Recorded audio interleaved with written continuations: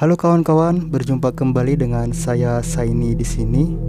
Yang kali ini tentunya kita akan menceritakan lagi sebuah horor mistik atau misteri alam gaib ya. Dan sebelum kita melanjutkan ceritanya, aku mau berkomentar dulu ya. Ada rekan kita inisial BMC Channel yang berkomentar seperti ini. Semangat mengontennya ya kawan. Mungkin gak usah pakai masker. Kalau memang harus dan itu jadi identitas, baiknya pakai masker yang modis atau motif school aja sesuai tema kontennya. Terima kasih ya Bang inisial BMC Channel yang sudah menyempatkan waktu untuk berkomentar. Ya betul sekali apa yang dikatakan oleh Abang BMC Channel tadi ya. Kita punya akun ini punya identitas sendiri ya, yaitu pakai masker ya. Dan nanti doakan sajalah kalau sudah YouTube-nya berhasil, sudah mendapatkan uang, akan kita rombak semua ya, baik itu dari studio rekamannya, maskernya. Ya semoga aja lah berhasil gitu aja ya. Dan terima kasih banget ya karena sudah merespon channel ini. Dan hal-hal seperti ini sangat kita senangi ya kawan-kawan. Semoga Bang inisial BMC Channel juga semangat selalu untuk bikin kontennya. Oke, kita lanjut untuk ceritanya. Cerita ini berjudul Kesurupan.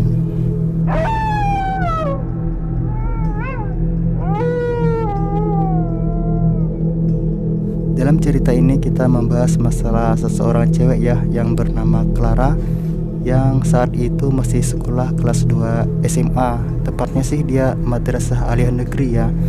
Jadi dia sekolah di khusus bagian agama gitu ya. Karena kan di madrasah aliyah negeri itu kan kebanyakan pokok atau pembahasannya masalah agama. Nah, sebelumnya kita bahas dulu kepribadian dari Clara ini. Clara ini sosok orang yang pendiam ya. Memang sih dia bergaul, cuman gak terlalu bergaul banget seperti teman-temannya yang saat itu di usianya masih terbilang ya masih muda ya atau remaja, karena dia kan masih kelas 2 SMA atau madrasah aliyah negeri. Dan Clara juga bisa disebut adalah cewek yang cantik di kelasnya. Rambutnya panjang terurai, matanya bisa dibilang bulat ya, karena bisa dibilang juga besar ya, lentik, hidungnya mancung, bibirnya tipis dan berwarna pink atau kemerah-merahan gitu ya. Ya maklum, oleh karena masih muda ya kan. Singkat cerita, hari itu di hari Senin ya, setelah mereka melakukan upacara apel pagi yang biasanya mereka lakukan rutin atau get rutin apel pagi. Di situ kepala sekolahnya yang bernama Anwar mengatakan bahwa setelah apel ini ada kegiatan di sekolahnya, yaitu penebangan pohon beringin. Berhubung di halaman sekolah mereka itu ada pohon beringin yang sangat besar. Pohon beringin itu katanya sih sebelum sekolah itu ada, pohon itu sudah ada duluan, bahkan sejak ratusan tahun, itu menurut ceritanya ya. Di dalam wacana penebangan itu ibaratnya tidak setuju dan banyak juga ada yang setuju gitu ya. Karena menurut mereka dengan adanya pohon beringin, mereka terkadang bisa belajar di bawah pohon-pohon itu ya, walaupun terkadang kelihatannya rindang gitu ya. Namun banyak juga yang mengiyakan atau menyetujui bahwa pohon beringin itu harus ditebang, terutama bagi guru-guru nih, karena kan guru-guru itu memperhatikan takutnya atau dikhawatirkan pohon dari batang beringin itu jatuh dan mengenai mahasiswanya, begitu kawan-kawan. Singkat cerita, setelah apel pagi Senin itu selesai, penebangan pohon pun dimulai. Mahasiswa semuanya menonton ya, karena memang waktu itu dikasih waktu oleh gurunya untuk menonton dulu walaupun jarak jauh proses-proses penebangan itu. Bukan hanya mahasiswa, mahasiswi juga ikut, beserta guru-guru yang lain juga ikut semua. Nah, beda dengan Clara. Entah kenapa Clara hanya berdiam diri di dalam sekolahnya atau di dalam ruang kelasnya. Dia merasa takut atau merasa bakal ada sesuatu yang terjadi yang tidak diinginkannya. Itulah uniknya Clara ini. Walaupun dia pendiam, tapi dia bisa merasakan sesuatu hal yang akan terjadi. Akhirnya penebangan pohon pun dimulai, yaitu ada 3 biji sinso ya, atau mesin pemotong kayu itu. Trat bunyinya semakin bunyi gitu ya. Nah, gemuruh dari mahasiswa dan mahasiswi ini semakin bersorak ya, bertepuk tangan semua ya, rubuh, rubuh, rubuh gitu ya. Sementara guru-gurunya cuman ya senyum-senyum aja gitu ya, melihat kesenangan dari mahasiswanya. Setelah proses penebangan semakin lama, semakin lama, semakin lama, temannya Clara ini bernama Nisa. Dia nengok kiri ke kanan kok nggak ada Clara gitu ya. Akhirnya dia lari ke kelasnya dan menemui Clara saat itu lagi telungkup ya. Maksudnya gini, dalam kelasnya itu ya. Akhirnya ditegurlah oleh Nisa. Ayo Clara, kita nonton penebangan pohon di luar sana yuk. Enggak, kata Clara, aku merasa takut. Kayaknya nggak baik dah kalau nonton hal kayak gitu, kata Clara tadi. Nggak baik kenapa, kata Nisa kan. Ayolah cepatlah sini. Akhirnya kan ditarik tangannya itu kan. Ya biasalah yang namanya masih remaja kan kayak gitu ya, masih langsung main tarik aja kan.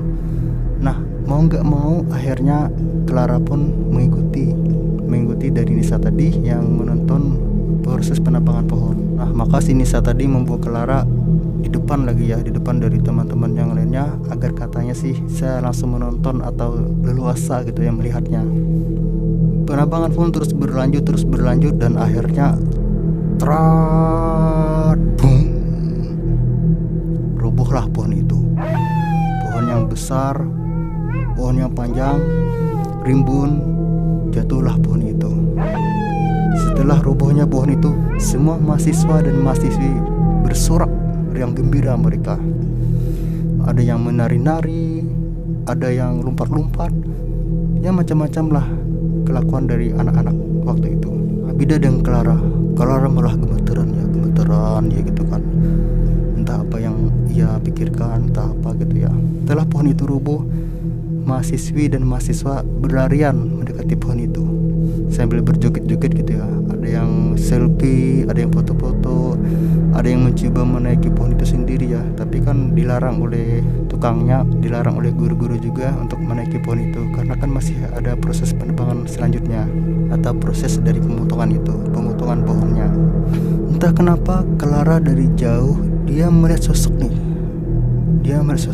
perempuan memakai baju putih persis berdiri di atas pohon yang jatuh tadi. Awalnya Clara masih ragu apakah itu manusia atau bukan, dan dia pun semakin sedikit ya langkah demi langkah mendekati pohon itu, walaupun jaraknya masih jauh ya, untuk memastikan apakah itu betul manusia gitu ya. Semakin langkah, semakin mendekat, dan ternyata benar saja, rupanya yang dilihat dia itu adalah perempuan kuntilanak ya, dengan rambut lurus ini panjang sampai ke pinggangnya. Cuman posisi perempuan itu menyamping, jadi kayak gini. Rambutnya lurus gini ya. Jadi yang bisa Clara lihat itu cuman hidungnya, pipinya sedikit, sama bibirnya. Itu nampak dilihat oleh Clara. Setelah melihat hal itu, dia kan langsung merinding, langsung ketakutan. Larilah dia langsung ke dalam kelas sambil baca-baca doa apa yang bisa ia baca. Rupanya dari awal itulah bermula kejadian ini terjadi. Tiba-tiba mahasiswi yang dekat dengan pohon itu langsung amplop, jatuh dia. Taunya dia langsung ketawa seperti ini. Persis kayak kuntilanak. Dia kesurupan kuntilanak. Teman-temannya mengira itu kan bercanda. Woi bangun. Tapi yang jatuh tadi malah ketawa terus kayak kuntilanak. Nah, setelah yang mahasiswi tadi jatuh lagi satu. Setelah jatuh lagi beberapa mahasiswi. Dan anehnya bukan hanya ketawa, tapi sebagian juga ada yang menangis. Sebagian ada yang melompat-lompat, sebagian ada yang mencakar-cakar rambutnya gini, cakar gini sambil menangisnya. Ada yang juga menangisnya seperti ini.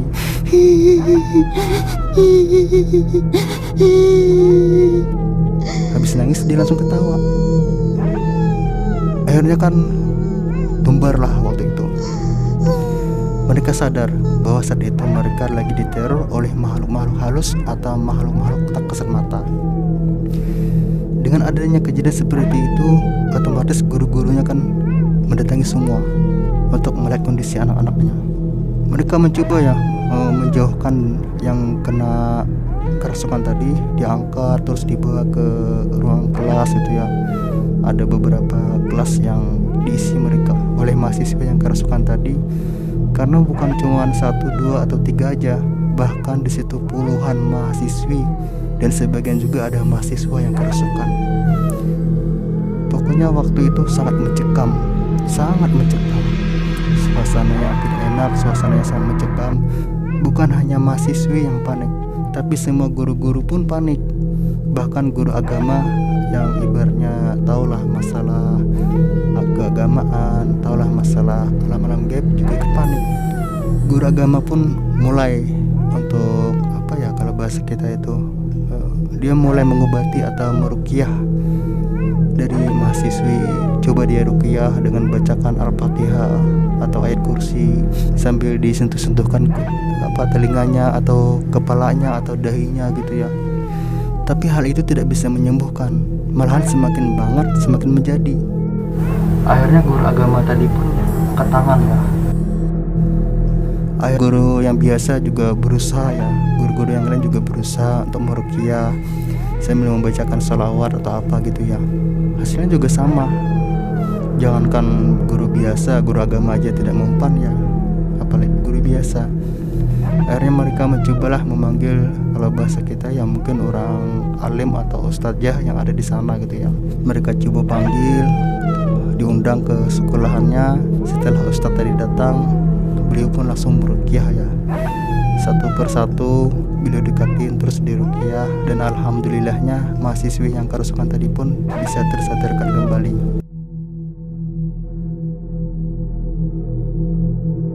Dengan adanya kesadaran dari mahasiswi dan mahasiswa tadi, ternyata disinilah awal perjalanan makhluk halus tadi mengganggu ke Clara. Setelah kejadian itu selesai, para guru pun memperbolehkan untuk mahasiswi dan mahasiswanya pulang ke rumah. Mereka pulang ke rumah, ada yang dijemput keluarganya, ada yang naik motor, ada juga yang naik sepeda gitu ya waktu itu. Nah, beda dengan Clara. Kalau Clara ini kan dia anak yang terpandang ya, ibaratnya anak orangnya mampu.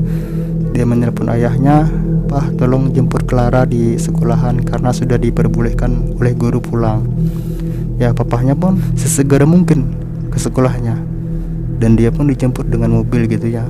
Jadi cerita itu cuman Clara yang orang tuanya sudah punya mobil. Clara pun saat itu dibawa pulang ke rumah ya. Seperti biasa, sampai di rumah Clara mandi-mandi, bersih-bersih. Setelah itu juga dia makan siang. Setelah makan siang bersama keluarganya, Clara pun bercerita ya sama kedua orang tuanya apa yang terjadi di sekolahan mereka tadi. Orang tuanya pun cuman istighfar ya, astagfirullahaladzim. Makanya itu Clara, kamu harus mendekatkan diri kepada yang kuasa, selalu berdoa.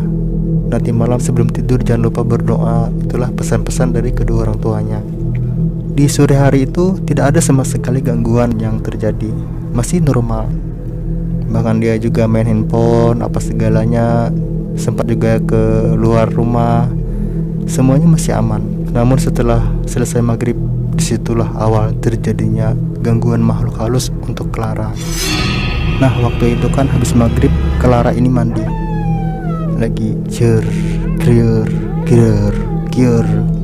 Pas keluar dari kamar mandi, kan di kamar mandinya kan ada di dalam kamar sendiri ya. Begitu keluar dari kamar mandi, tahu-taunya ada bayangan hitam sepintas gitu ya. Sempat Clara kaget. "Hah, apa itu?" kata Clara. Sambil dilihat-lihat, tengok-tengok dia, ditirai, dibuka-buka, nggak ada sesuatu hal yang ditemukan oleh Clara. Merindinglah bulu kuduk Clara. Dia sudah mulai nggak enak hati ya, apalagi berkaitannya dengan masalah tadi siang atau tadi sore yang terjadi gitu. Clara pun mencoba ya berdoa, memohon petunjuk atau memohon perlindungan kepada yang kuasa. "Ya Allah, semoga engkau lindungi hambamu ini." Itu bisik Clara dalam hatinya.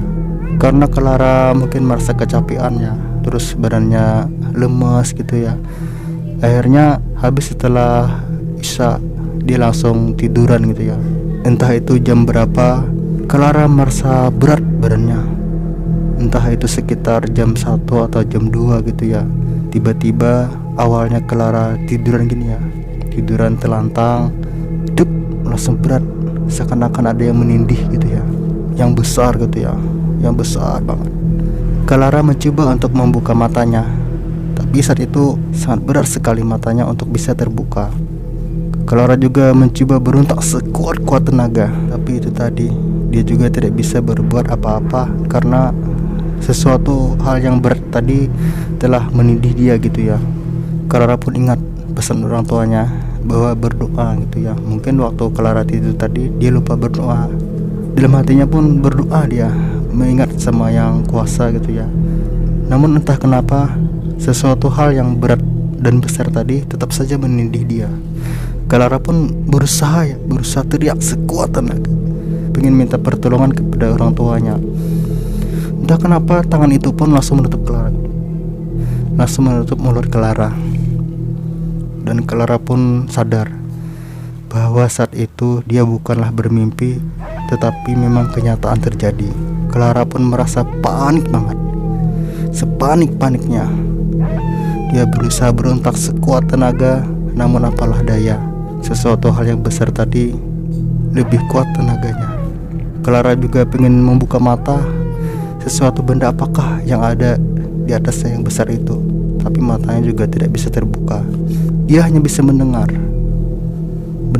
kayak suara cacak, dia mendengar, atau suara gonggongan anjing di luar, dia juga mendengar. Sampai keringat dingin Clara waktu itu. Dan yang parahnya lagi, makhluk besar itu bukan hanya menindih atau bahasa kita ketindihan aja ya. Lama-kelamaan kaki Clara yang awalnya lurus tiba-tiba perlahan-perlahan terbuka gitu ya. Anggaplah lurus itu ya. Terbuka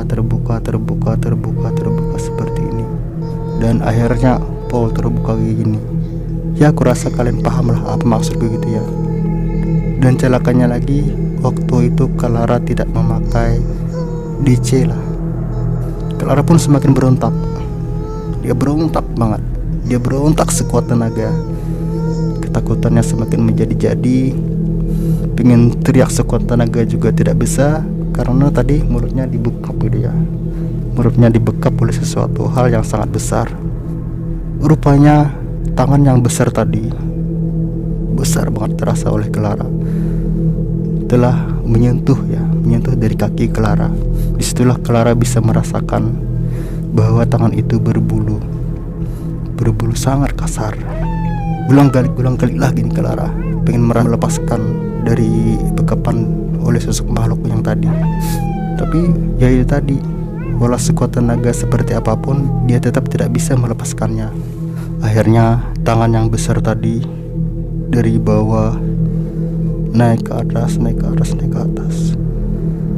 sampailah di titik finalnya. Bukan hanya sampai di situ saja, rupanya jari dari tangan besar tadi bermain-main ya di titik satu-satunya milik kepunyaan Clara. Mungkin sekitar 3 menit dia memainkannya.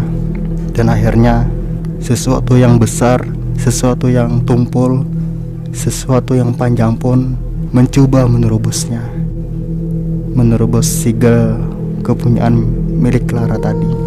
Bayangkan, sesuatu yang besar, teramat besar, mencoba menerobos hal yang kecil. Akhirnya kayak terpaksa gitu ya. Lama-kelamaan dipaksa, akhirnya jebol. Gemetaranlah tubuh Clara karena saking merasa kesakitan. Karena yang sesuatu yang besar, tumpul dan panjang tadi memaksa gitu ya.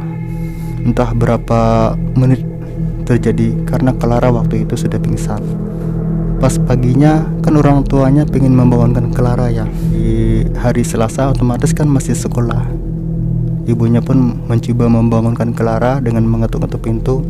Gini kan, tok gini kan. Nak bangun nak.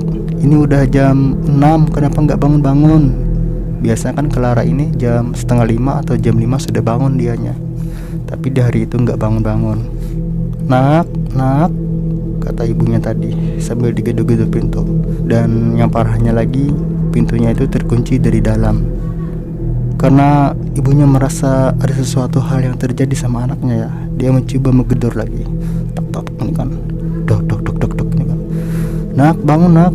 Udah bangunkah atau belum? Kata ibunya tadi. Tapi belum juga ada sahutan dari dalam. Akhirnya ibunya pun mencoba ya mendobrak ini kan. Tapi nggak bisa. Yang namanya tenaga cewek kan nggak sekuat tenaga cowok. Nah, larilah ibunya tadi ke lantai bawah gitu ya, menemui dari suaminya. Pah, itu kenapa Clara nggak bangun-bangun, Pah? Udah jam segini. Digedor-gedor, dipanggil-panggil, gak ada jawaban, Pah, dari dalam. Nah, mendengar hal seperti itu kan, sebagai orang tua tentu saja merasa cemas ya kepada anaknya. Berlarianlah mereka ke lantai 2 lagi. Sampai di depan pintu, langsung si ayah menggedor dulu ya. Clara, nak, Clara, kamu ngapain nak? Ada apa nak? Kata si ayahnya tadi. Cuman tetap aja tidak ada jawaban dari dalam. Akhirnya si ayah yang tadi langsung kan didobrak dan akhirnya pintu tadi pun jebol ya, terbukalah. Dan disitu betapa kagetnya kedua orang tuanya ketika melihat Lara tergeletak ya dengan posisi kaki seperti ini, pingsan di lantai, bukan di tempat tidurnya. Teriaklah ibunya tadi, Clara, ada apa nak? Langsung mendekati si Clara dan langsung memeluknya. Sedangkan orang tua si cowok tadi juga langsung berlari ya mendekati Clara. Dia hanya bisa memandang, apa yang terjadi dengan anakku? Ada apa? Dia pun juga melihat titisan darah di bawah gitu ya. Akhirnya si ayah pun langsung mengatakan, Ibu, ayo kita bawa aja Clara ke rumah sakit. Ini darurat, Bu. Ibunya tidak bisa menjawab, sudah cuma bisa menangis sambil memeluk anaknya.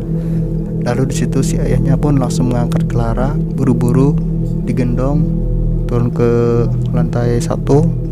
Akhirnya dibawa ke dalam mobil dan dilarikan ke rumah sakit. Mungkin sampai di sini dulu ceritanya. Nanti kita sambung lagi di episode keduanya. Bagi kalian yang sudah menonton video ini, jangan lupa klik tanda like-nya, subscribe, dan share kalau bisa. Dan terima kasih banyak sudah mengklik video ini. Thanks for watching. Sampai berjumpa kembali di video selanjutnya. Bye.